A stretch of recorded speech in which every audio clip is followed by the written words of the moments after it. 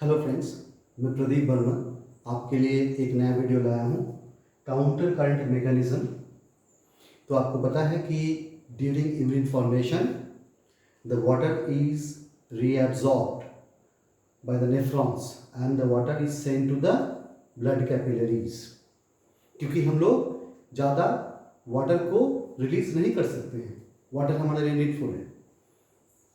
तो आपने इसके पहले भी काउंटर करंट पढ़ा होगा, लेकिन आपने देखा है कि जब काउंटर करंट के लिए एक ऑस्मोटिक ग्रेडिएशन तैयार होता है, वो ग्रेडिएशन कैसे बनता है वो मेंशन किया है, लेकिन वो जो इक्विलिब्रियम है कैसे मेंटेन होता है और इक्विलिब्रियम डिस्टर्ब क्यों नहीं होता है, ये कहीं पे उतना आपको क्लियरली मेंशन नहीं मिलेगा।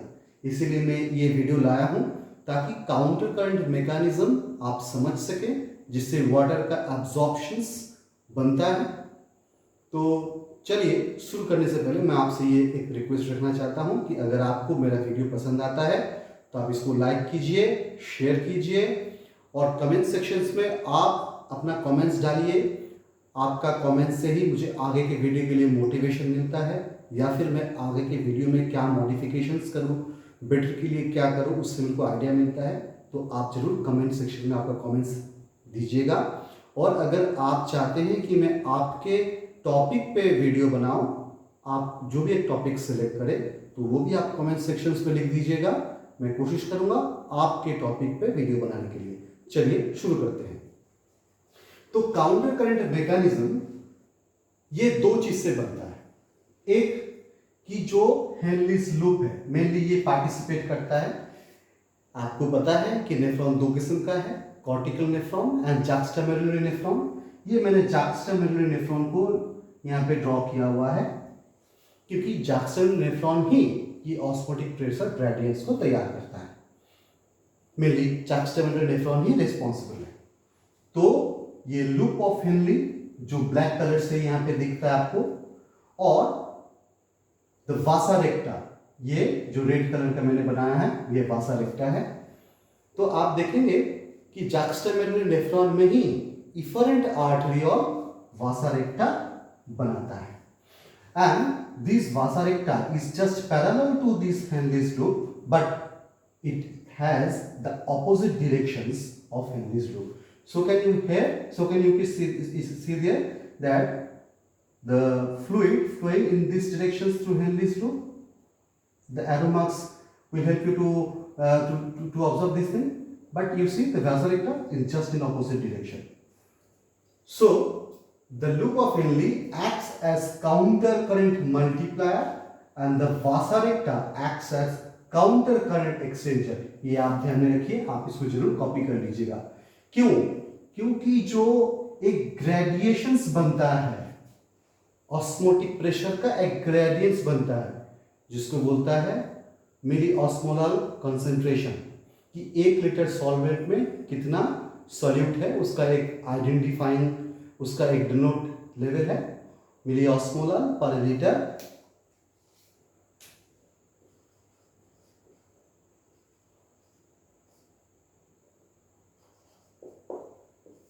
ये आपको केमिस्ट्री पता है, जो हमारे बॉडी का अप्रॉक्सीमेटली 300 होता है।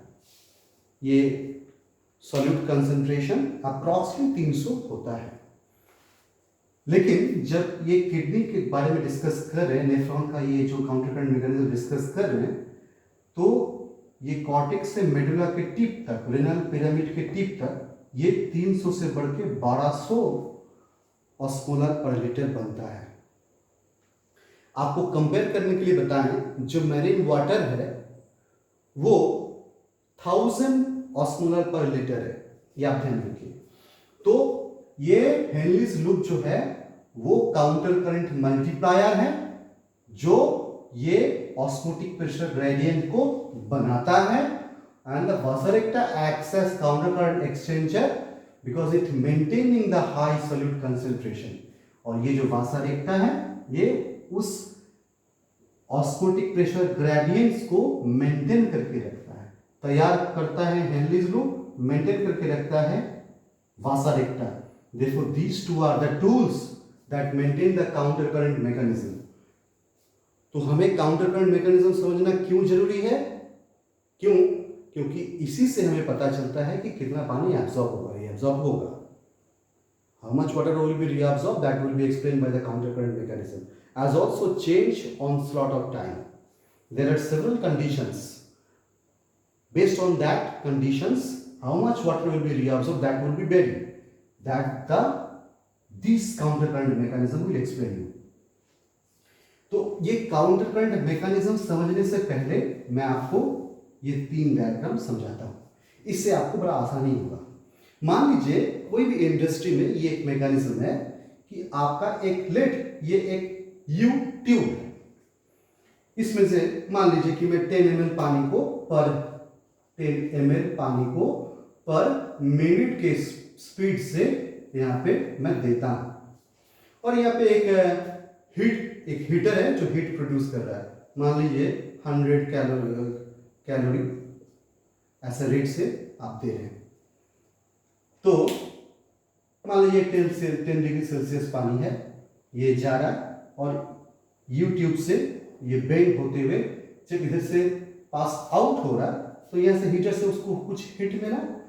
तो मान लीजिए कि ये 10 डिग्री सेल्सियस पानी 20 डिग्री सेल्सियस बना और ये 20 डिग्री सेल्सियस पानी बी साइड से निकल गया. ये नॉर्मल यू ट्यूब है. लेकिन अगर वो ट्यूब कनेक्टेड है, देखिए अगर वो अपने कनेक्शन में है तो वही पानी 10 डिग्री सेल्सियस का पानी वो आया, यहां से हीट लिया और हीट लेके जा रहा था. लेकिन क्या हुआ, जब जितना वो जा रहा था वो, क्योंकि ये दो कनेक्टेड है, हीट को ट्रांसफर कर रहा है. तो अगर हीट को ट्रांसफर करा यहाँ पे तो हीट तो यहाँ पे फिर से आ गया. तो पहले 10 था, अब क्या होगा 15. अब 15 पानी यहाँ से जा रहा है, 15 डिग्री का पानी जा रहा है, यहाँ से तो वही रेट से हीट मिल रहा है. तब ये क्या हुआ 25. तब ये 25 पानी जैसे जा रहा है तो फिर तो ये तो हीट यहाँ पे दे देगा. अब हीट देगा तो फिर से ये ज़्यादा हो जाएगा. तो ये प्रोसेस बढ़ते जाएगा. जरूर आप समझ सकें. मैं आपसे फिर से एक बार ये बता देता हूँ, यही इंपॉर्टेंट है, आप इसको ध्यान रखिए. क्योंकि ये ऑपोजिट डायरेक्शंस में फ्लो कर रहा है. ये काउंटर करंट है कि 10 डिग्री सेल्सियस का पानी जब यहाँ से जा रहा था, जैसे यहाँ पे जा रहा था, तो यहाँ पे वो हीट मिला. मान लीजिए 20 डिग्री बनता, लेकिन यहाँ पे 25 लिखा हुआ था, चलिए इसको 20 करते हैं. लेकिन अब वो जा रहा है तो वो हीट को यहाँ पे दे रहा है. तब ये हीट जो दे रहा है, तब ये 10 डिग्री इसका इनिशियल टेम्परेचर था और इधर से हीट आ रहा है, तब ये 15 डिग्री बन गया. अब अगर 15 डिग्री आता है और अगर यहाँ से हीट मिलता है तो ये 25 हो जाएगा. जैसे ये ऊपर जाएगा वैसे हीट को दे देगा इस साइड, और ये साइड पानी फिर से और हीट लेके जाएगा. और ऐसे कंटिन्यू करते करते आप देखेंगे कि धीरे धीरे धीरे धीरे ये टेम्परेचर बढ़ते गया. क्या हुआ कि 90 डिग्री पानी आया, फिर ये यहाँ से हीट लिया, 100 डिग्री हुआ. अब ये जैसे जा रहा है वैसे तो हीट को लॉस कर रहा है, तो इधर भी हीट बढ़ रहा है. तो ये काउंटर करंट मैकेनिज्म से हो रहा है. यही चीज हम लोग यहाँ पे समझेंगे. अब इस डायग्राम का काम हो चुका है, आप लोग समझ चुके हैं. अब इसको इरेज करते हैं.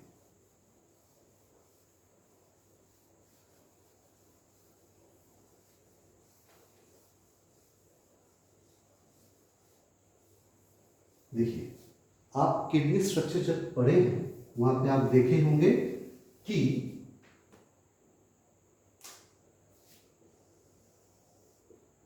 आउटर पार्ट इज कॉर्टेक्स और इनर पार्ट इज मेडुला.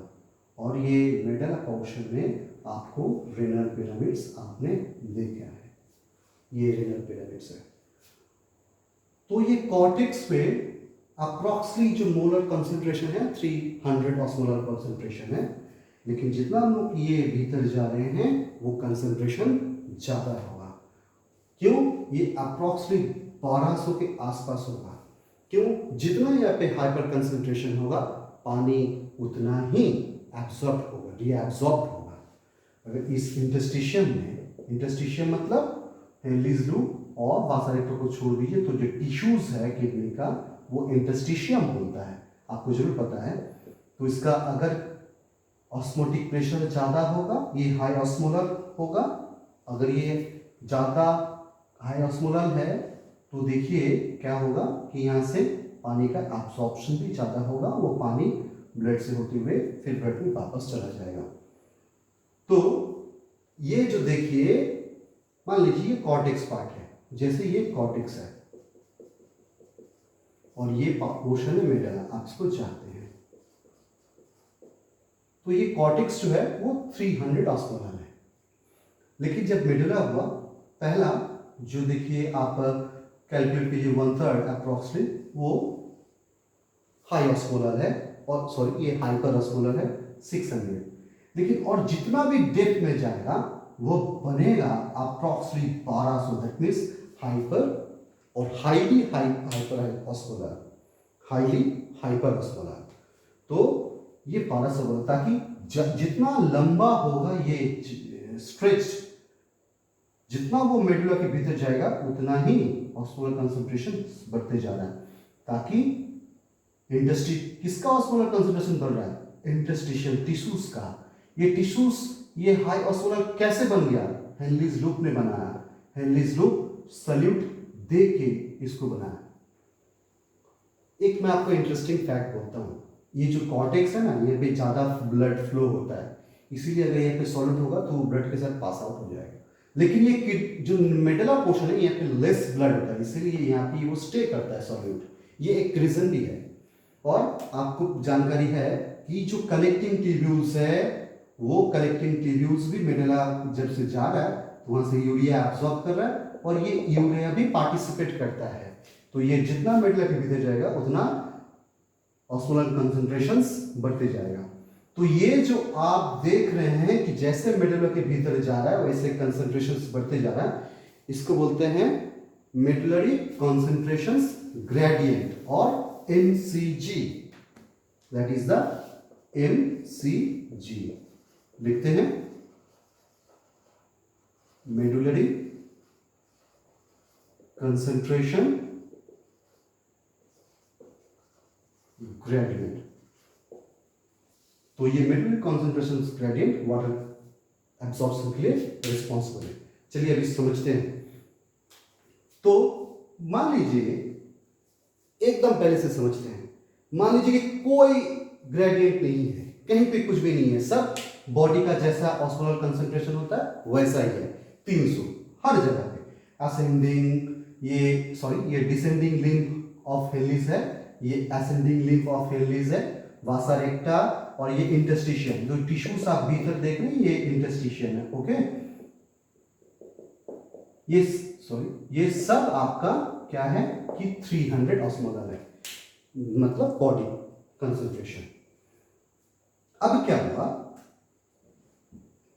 ये हेनलीज लूप को आपको पता है कि जैसे वो डिसेंडिंग लिम्फ होते हुए असेंडिंग लिम्फ में जाएगा, असेंडिंग लिम्फ्स से ये रीअब्सॉर्प्शन होता है, क्या, सोडियम, मेनली सोडियम, ये एक्टिव ट्रांसपोर्ट है। आप सोडियम ट्रांसपोर्ट जरूर पढ़े होंगे, लेकिन उसके साथ को ट्रांसपोर्ट होता है पोटेशियम का, क्लोराइड का होता है, लेकिन मेनली सोडियम है। तो sodium, potassium chloride as well as urea, you should remember that. अगर गणित के क्वेश्चंस में आए तो आप यूरिया को इग्नोर मत कीजिएगा कि यूरिया भी मिनरल कॉन्सेंट्रेशन तैयार करने के लिए रिस्पॉन्सिबल है। तो मेनली क्या कौन रिस्पॉन्सिबल है, सोडियम। तो आपका ये डिसेंडिंग ये जो असेंडिंग लूप ऑफ हेनलीज है, यहां से सोडियम एब्जॉर्ब हुआ और वो बाहर गया। तो जैसे यहाँ पे ये सोडियम बाहर गया, देखिए इस इंटरस्टिशियम का कंसंट्रेशन थोड़ा सा बढ़ गया। अब ये जो डिसेंडिंग लिम्फ है, इसका क्या है, ये परमेएबल टू वाटर, मतलब आप ये जो डिसेंडिंग लिम्फ है इससे आप वाटर को एब्जॉर्ब कर रहे हैं। तो वाटर एब्जॉर्ब हो रहा है हेनलीज लूप से, रेनल ट्यूब्यूल से वाटर एब्जॉर्ब हो रहा है और वो इंटरस्टिशियम में जा रहा है। तो आप देखेंगे अगर इससे वाटर निकाल दें तो जो कंसंट्रेशन ये था अब वो ज़्यादा हो जाएगा, अर्थात मतलब जो प्राइमरी यूरिन जो फ्लो हो रहा है, जो फ्लूइड फ्लो हो रहा है, अब उसका कंसंट्रेशन ज़्यादा होगा। क्यों? क्योंकि यहाँ से आपने पानी को निकाल दिया। अब ये जो फ्लूइड जा रहा है, अब ये हाइपर कंसंट्रेशन है। अब ये हाइपर कंसंट्रेशन है तो ये जरूर फिर से कुछ एलिमेंट्स को निकालेगा, और ये जैसे एलिमेंट्स निकलेगा वैसे क्या होगा कि इसका ये इंटरस्टिशियम्स का, अगर ये आपका असेंडिंग लिंब से सोडियम का एब्जॉर्प्शन होता है तो वो इंटरस्टिशियम में जा रहा है, और इंटरस्टिशियल टिश्यूज में अगर उसका कंसंट्रेशन बढ़ रहा है तो यहाँ से वाटर भी एब्जॉर्ब हो रहा है, और अगर यहाँ से वाटर भी एब्जॉर्ब हो रहा है तो फिर से इसका कंसंट्रेशन बढ़ रहा है। तो ये अगर ये कंसंट्रेशन बढ़ रहा है तो फिर इधर से जा रहा है तो फिर ये सोडियम को छोड़ रहा है, तो सोडियम एब्जॉर्ब हो रहा है। तो आप देखेंगे कि जैसे ही वो जा रहा है उतना सोडियम यहाँ पे निकल रहा है, और उतना अगर पानी, सोडियम अगर इंटरस्टिशियम में तो इंटरस्टिशियम में पानी आ जाएगा यहाँ से, तो पानी यहाँ से निकलता है, उतना कंसंट्रेशन हाई हो रहा है। तो आप देखेंगे इसके जैसे जैसे जैसे जैसे आप कॉर्टेक्स छोड़ते हुए, देखिए ये पोर्शंस कॉर्टेक्स है, आप यहाँ पे एक लाइन, एक डॉटेड लाइन आप देख सकते हैं, मतलब ये पोर्शंस कॉर्टेक्स का है और यहाँ से ये पोर्शन मेडुला का है। तो अब जैसे डेप्थ में जाएंगे वैसे वाटर एब्सॉर्प्शन के लिए इसका कंसंट्रेशन बढ़ रहा है, और देखिए इधर सोडियम निकल रहा है, निकल रहा है, निकल रहा है, और जैसे ये निकल रहा है सोडियम कंसंट्रेशन कम होता जा रहा है। लेकिन क्योंकि यहाँ पे इंटरस्टिशियम में हाई कंसंट्रेशन बन गया, पानी निकल गया, और जितना पानी निकला ये आपका डिसेंडिंग लिम्ब है। आप ध्यान में रखिए डिसेंडिंग लिम्ब से, डिसेंडिंग लिम्ब पे वाटर ही परमेएबल है। Never solutes comes out from the descending loop of Henrys, ये आप याद रखिए। तो यहाँ से आप सॉल्यूट को इस्तेमाल बाहर नहीं निकाल पा रहे, तो वाटर ही निकल रहा है, जिसका कंसंट्रेशन फिर से बढ़ रहा है। तो वही प्रीवियस मैकेनिज्म, और ऐसे ऐसे आप देख रहे हैं कि 300 से पहला 1/3 क्या बना 600, और 600 से जितना लंबा जाएगा भीतर और ये मैकेनिज्म जितना हो पाएगा उतना, और ये जाके कितना बन गया 1200 ऑस्मोलर। अब जितना 1200 ये हो गया तो इतना हाई ग्रेडियंट्स बन गया, तब क्या होगा कि ज़्यादा वाटर एब्जॉर्ब होगा, तो ये वाटर एब्जॉर्प्शन के लिए रिस्पॉन्सिबल है। तो ये आप देख रहे हैं कि मल्टीप्लाई हो रहा है, इंक्रीज जो हो रहा है, क्या मेडुलरी कंसंट्रेशन ग्रेडियंट, ये जो इंक्रीज हो रहा है ये किसके लिए बन रहा है? हेनरीज लूप के लिए बन रहा है। क्यों? क्योंकि इसका दो ऑपोजिट डायरेक्शंस है, काउंटर करंट आप देख रहे हैं, ऑपोजिट डायरेक्शन है, और डिसेंडिंग लूप में वाटर ही परमेएबल है, वाटर ही निकलेगा, सॉल्यूट नहीं निकलेगा। लेकिन असेंडिंग लूप में सिर्फ सॉल्यूट ही परमेएबल है, सॉल्यूट ही एब्जॉर्ब होगा, वाटर एब्जॉर्ब नहीं होगा। ये इसी के चलते, और बाय टाइम ये ग्रेडियंट्स बढ़ रहा है, इसीलिए the loop of Henle's act as the counter current multiplier. अब आपको फील होता होगा कि अगर ऐसा चलता जाए तब तो कंसंट्रेशन 1200 क्या और ज़्यादा होगा, तो और ज़्यादा बनेगा, तो इक्विलिब्रियम जो मेंटेन है वाटर एब्जॉर्प्शन के लिए, क्योंकि यहाँ पे हाई आपको मेंटेन करना है ताकि वाटर एब्जॉर्प्शन मैक्सिमम हो पाए, तो इक्विलिब्रियम तो ब्रेक हो जाएगा अगर ये कंटिन्यूअस प्रोसेस होते रहेगा, तो तब तो ये ब्रेक हो जाएगा, तब तो फिर ये डिस्टर्ब हो जाएगा, तो ये नहीं हो पाएगा, तब आपका वासा रेक्टा रोल प्ले कर रहा है। आप देखिए कि वासा रेक्टा जो जैक्स्ट्रामेडुलरी नेफ्रॉन का बना हुआ है, आप ये रिमेंबर रखिए कि that the efferent arteriole will create the vasa recta in case of juxtamedullary nephron. In case of corticular nephron, that is peritubular capillaries. But in case of juxtamedullary nephron, the efferent arteriole forms the vasa recta. And the vasa rectas are the tiny blood vessels that run along with the loop of Henle, and it is just parallel to the loop of Henle, but the flow of blood is just opposite to the flow in side of the Henrys loop. तो blood इधर से आ रहा है और इधर से जा रहा है। जैसे ही ब्लड इधर से आ रहा है, देखिए इसका कंसंट्रेशंस धीरे धीरे बढ़ेगा। क्यों? क्योंकि यहाँ से पानी निकल रहा है, क्योंकि वो हाई कंसेंट्रेशन रीजन पे जा रहा है, तो यहाँ से पानी जरूर निकलेगा। ठीक है। और ये जब ये फ्लो बैक करता है, जब ये फ्लो ये बैक होता है, तो यहां से वो कुछ सल्यूट्स को लेके बैक होता है। तो आप ये एक चीज ध्यान में रखिए कि जो वासा रेक्टा है ये throughout the length permeable है to both water and to both solute. So जैसे जैसे ये भीतर जाएगा तो इसका कंसंट्रेशन हाई होगा, क्योंकि इसमें इसका पानी एब्जॉर्ब हो रहा है, कुछ सॉल्यूट है। अब वो जब इधर से फ्लो बैक करेगा तो along with the blood flow some solute will pass to it, although whatever the solute will be absorbed here, a little bit will be returned there, but the little bit portion will be carried with the blood, and therefore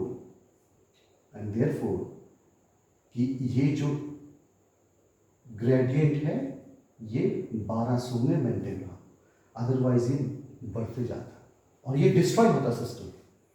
तो ये जो medullary concentration gradient है ये vasa recta, क्योंकि ये opposite direction से है, यही ये सॉर्ट आउट करता है। और ये क्या करता है कि जो सॉल्यूट इस रीजन में एब्सॉर्ब करा उससे कम इसने यहाँ पे दे दिया, कुछ सॉल्यूट इसके साथ चला गया, तो ये मेंटेन हो गया कि आपका ये 1200 ही मेंटेन रहे। अगर ब्लड फ्लो ज़्यादा हो जाएगा तो क्या होगा? अगर ज़्यादा ब्लड फ्लो होता है तो ज़्यादा सॉल्यूट चला जाएगा, तो जो MCG है वो डिक्रीज कर जाएगा, फिर ये 1200 नहीं बन पाएगा क्योंकि यहाँ से सॉल्यूट पास आउट हो रहा है। लेकिन अगर ब्लड फ्लो लेस होगा तो उसका ऑपोजिट होगा कि MCG इंक्रीज होगा, क्योंकि सॉल्यूट यहाँ पे रिटेन हो जाएगा तो ये MCG धीरे धीरे रिटेन इंक्रीज होगा। तो ब्लड फ्लो के साथ भी अगर ब्लड फ्लो ज़्यादा होता है तो MCG डिक्रीज होगा, मतलब मोर पानी निकल जाएगा, मोर पानी ब्लड में चला जाएगा, तो ये यूरिन जो है कम होगा। आपको फिर से मैं बताता हूँ, अगर ये ब्लड फ्लो ज़्यादा हुआ तो इसके साथ सॉल्यूट्स निकल जाएगा, MCG डिक्रीज करेगा, तो पानी का एब्जॉर्प्शन क्या होगा? पानी का एब्जॉर्प्शन कम होगा, मतलब उस समय यूरिन के साथ ज़्यादा पानी निकलेगा जो लेस कंसंट्रेशन होगा। अगर लेस ब्लड फ्लो करता है, लेस ब्लड, तो ये कम सॉल्यूट लेके जाएगा, तो ये जो MCG है ये डिस्टर्ब कम हुआ, ये इंक्रीज हुआ। MCG अगर इंक्रीज हुआ, अगर ये कंसंट्रेशन हाई रह गया इंटरस्टिशियल का, तो इससे पानी का और ज़्यादा एब्जॉर्प्शन होगा। कहाँ से? हेनरीज लूप के भीतर से। तो हेनरीज लूप से पानी एब्जॉर्ब होकर ब्लड में चला गया, लेकिन क्या हुआ? हेनरीज लूप तो क्या हुआ? ये जो पानी कम ज़्यादा एब्जॉर्ब हुआ तो लेस यूरिन फॉर्म होगा।